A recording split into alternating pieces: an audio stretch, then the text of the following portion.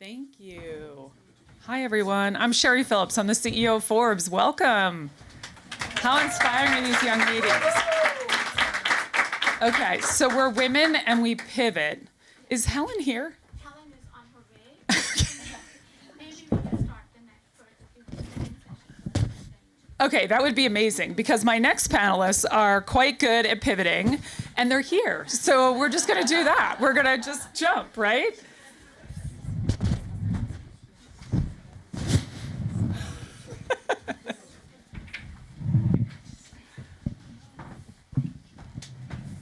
Hello, my dear. Yes. Yes, thank you. You come on up. See, we're going to go first. We're going to get this out of the way. Hi, everyone. Well, these young leaders were so inspiring, so thank you so much. And thank you for everyone for being here. It's incredible to see this room so full. First day, early in the morning. What I want to talk about with these panelists as they sit here in NICOLA, in technology, Anu, right, in philanthropy and healthcare. And of course, I know I'm going to get the pronunciation right, so correct me. You say it. KARIMAN ABULJADAYEL. I knew, and I still won't get that right. But thank you, in sports. My name has all the alphabets, it's fine. Incredible. Well, that's why you're so talented in sports and philanthropy. And thank you for being here. Her incredible sister is here with her as well. So really want to talk about kind of this intersection as we sit here right now with culture. And as female leadership, as we sit with all of the viewpoints that all of you sit at in this culture right now, what does it mean for us to lead? What does it mean for us in this kind of multilateralism? Can we actually effectively change the dialogue with where we sit right now? I'm going to let NICOLA go first because she's my friend. The answer is yes. See, we love that positivity. No, but first off, can I just say, looking out at a room like this, heaving to capacity just fills my heart with joy because I'm old and I've been coming to the WEF for a long time. And I remember the days when I was the only woman in the room. So to see a room, well, give us a round of applause. Like, girl power, girl power.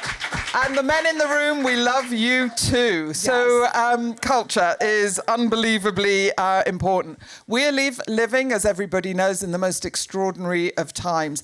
And the pace of change is unlike anything I think any of us could ever have imagined. I'm looking around the room and seeing some lovely friends. So that's making me happy as well. I was thinking about some examples of this and why culture matters and why we need to really be embracing and thinking about how this pace of change. If you think about some of the inventions of the past, the spindle, probably not one you'll hear much mentioned, took 100 years to get around the world, 100 years. And so that was one thing. The smartphone did it in about 13 years.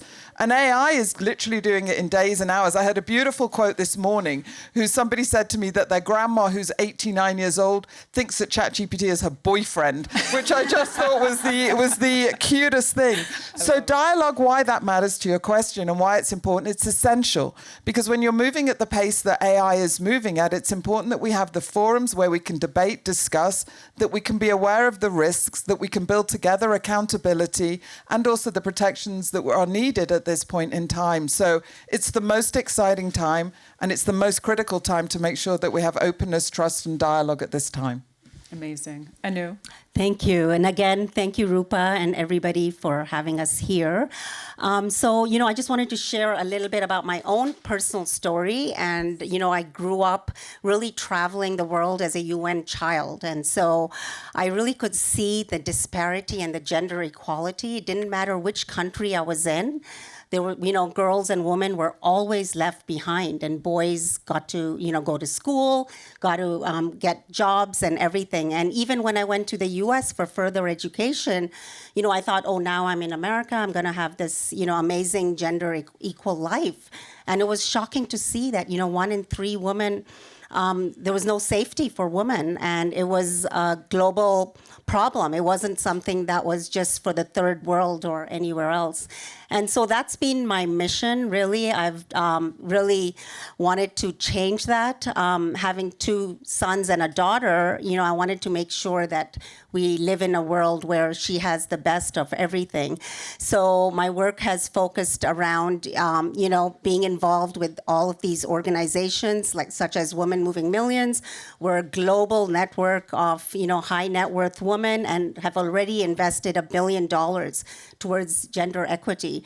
And it's the dialogue really bringing us together and, you know, fighting for change, investing, fighting, and bringing our voices to the table. So I highly, you know, it's so wonderful to see so many women here because that's what's going to bring about change. Amazing. Appreciate it. And you sitting at sports right now, I mean, women in sports, it's just unbelievable, the force, but yet still the change that needs to happen, right? It's like one of those things that's on the tip of everyone's tongue right now, and yet we still see the numbers and we're so far behind. Talk about that and your experience. I love right now reflecting on my journey because I represented Saudi Arabia in Rio 2016 Olympics as Saudi's first ever female sprinter to participate in the Olympics. Woo! And like right now we're almost in the 10th year anniversary. And Peter Morgan, the writer for one of the main writers for Netflix, The Crown, said that he likes to leave a minimum of like 10 years distance from any events to allow for proper perspective. So throughout the 10 years, what I've learned is, yes, representation matters, and we live in the world of social media where, you know, one post, one video can reach to millions of audience worldwide. But also visibility is accountability. We have to invest in good role models and also local good role models. Yeah. Because after I participated in Rio 2016, I have so many girls saying that they saw me and they wanted to be an Olympian like me. Mothers telling me that how their daughters wanted to become athletes. Also, I have one of my relatives who picked up the same discipline and in the same sport, and she is still now, after 10 years, still an active athlete in that. So that's a power of influence, and I think it's really, really important. But for us athletes, I would say, yes, we're really we always try to strive for perfection because, you know, the gold medal, the standard and everything. And I think perfection isn't real. You can never be perfect. And don't wait for the right moment. A lot of people want to hear your voice. So be out there, be more than your performance, be ambassador for your community, your sport and your country, because usually people get inspired by the people that are closer to them. So be that person for your community, and you will create a lasting change.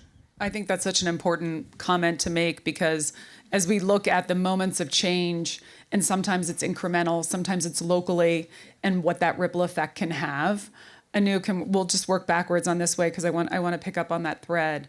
Can you just talk about that from just even in those smaller kind of local moments?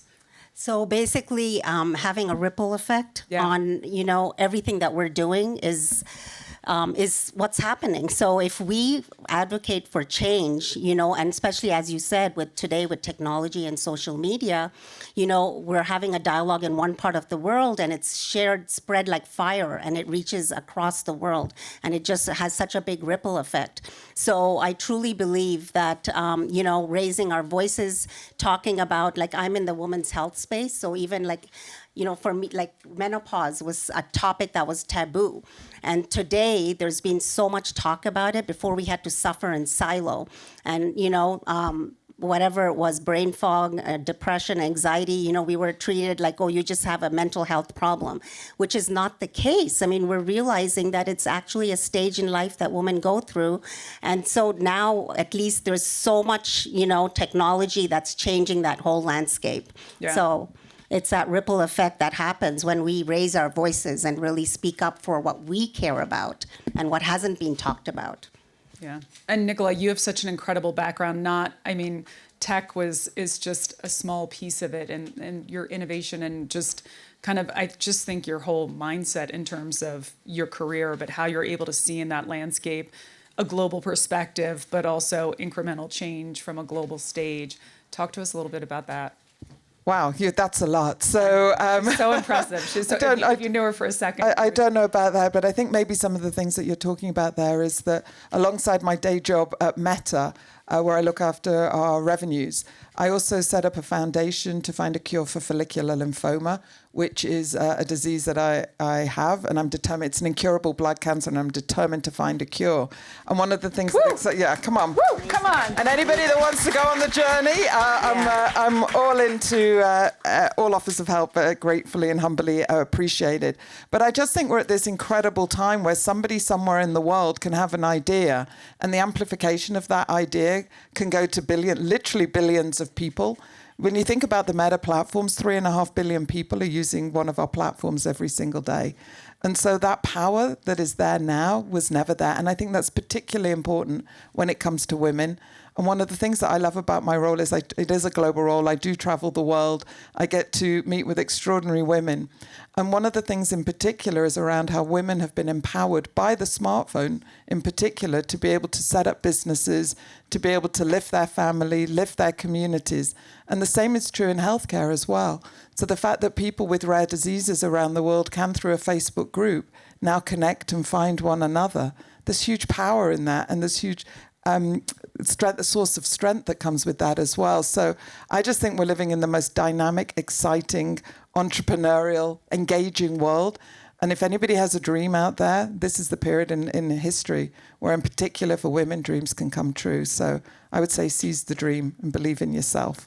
I think, too, this moment now more than ever, all of these women here at Davos, this is my first Davos. So I think for us to state your intention, what you want, whether it's for partnership, whether it's for sponsorship, whether it's what you want to get out of this moment, is so critical and important that a lot of us women do, we don't do that enough. And I think here, this is a moment for all of us, including myself, to state that, be super intentional, and form those alliances, both with our male partners, female colleagues, across the globe, and again, be very intentional and state that. Are there any? By the way, I can't believe that this is your first one. It's ridiculous. All of us can't believe that. Well, now I'll have a story to tell that we just flipped the script and went to our first panel on it. So we'll have something fun to say. But any last parting words? Go ahead. Well, I'll share one that I think is particularly important. Everybody is talking about AI. The facts out there tell us that that women are using AI about 20% less than men. It's a shocker. Who's using AI in the room? A lot of you, but not everybody. Okay, not everybody. However much you're using it, you're not using it enough. So true. Meta AI is free. It's at the top of all of our platforms using it. The reason women are not using it is because they think they're cheating if they use it. You got to tell the women out there to use it more. You've got to use it more. You've got to use it as your best friend, your girlfriend, your lover, your everything. 100%. It's just going to make you better and better, more productive, more efficient, more creative, and more fun. 100%. Couldn't agree more.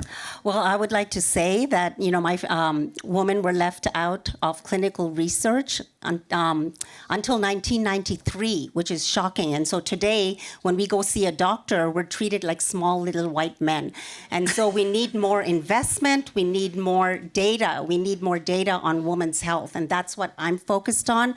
My daughter started a company called Evie on the vaginal microbiome. And it's changing fertility. It's changing infertility. It's changing everything, the entire landscape. We have a company also focused on the microbiome and called Viome, and we give you insights onto how to optimize your health by eating the right foods, living, the right lifestyle. So it's a matter of having it's kind of having a toolkit and knowing also how to optimize your own health. Our mission is to make you the CEO of your own health. Of your own body. So smart. Yeah.